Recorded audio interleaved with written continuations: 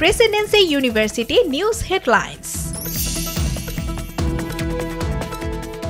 পাকিস্তানের 6 স্থানে ভারতের ক্ষেপণাস্ত্র হামলা, নিহত 26। এএফপিকে পাকিস্তানের সামরিক মুখপাত্র, 5 ভারতীয় যুদ্ধবিমান ভূপাতিতের দাবি ইসলামাবাদের।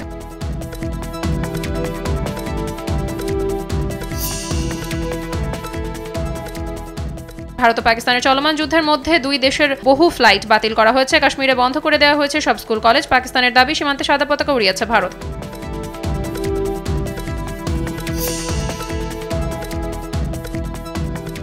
পাকিস্তানে ভারতের ক্ষেপণাস্ত্র হামলায় নিন্দা উদ্বেগ জানিয়েছে মার্কিন প্রেসিডেন্ট ডোনাল্ড ট্রাম্প ও জাতিসংঘ মহাসচিব অ্যান্তোনিও গুতেরেস। দুই দেশকে সর্বোচ্চ মাত্রার সংযত আচরণের আহ্বান।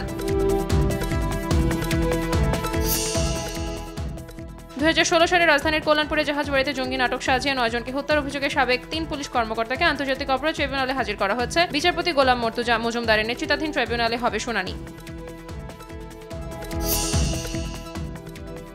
আগামী 10 বছরের মধ্যে দেশে থ্যালাসেমিয়া শূন্যের কোঠায় নিয়ে আসার চেষ্টা করা হচ্ছে জানালেন বাণিজ্য উপদেষ্টা শেখ বশিরউদ্দিন। বলেন, সচেতনতার মাধ্যমে এই রোগ থেকে মুক্তির পাশাপাশি বছরে দেশে 2 কোটি টাকা সাশ্রয় হবে।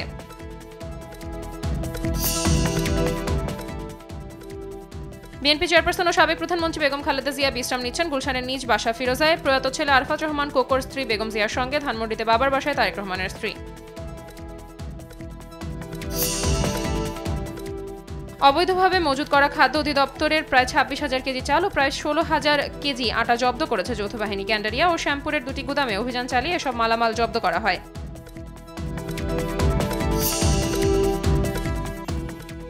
মেহেরপুরে সড়ক দুর্ঘটনায় 3 জন নিহত হয়েছে। পুলিশ জানায়, গাংনী হাসপাতাল থেকে রোগী নিয়ে কুষ্টিয়া যাওয়ার পথে শুকুরকান্দি এলাকায় যাত্রীবাহী মাইক্রোবাস ও ট্রাকের সংঘর্ষে ঘটনাস্থলেই 3 জনের মৃত্যু হয়।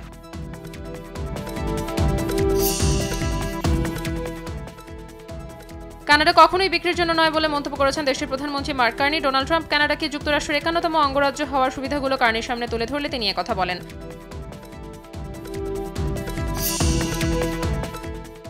চ্যাম্পিয়ন্স লিগের রোমাঞ্চকর সেমিফাইনালে বার্সেলোনাকে 4-3 গোলে হারিয়ে ফাইনালে ইন্টার মিলান। আচারবির শেষ মুহূর্তের গোলে প্রথম লেগের মতো সান সিরোতেও নির্ধারিত সময় শেষ হয় 3-3 গোলে।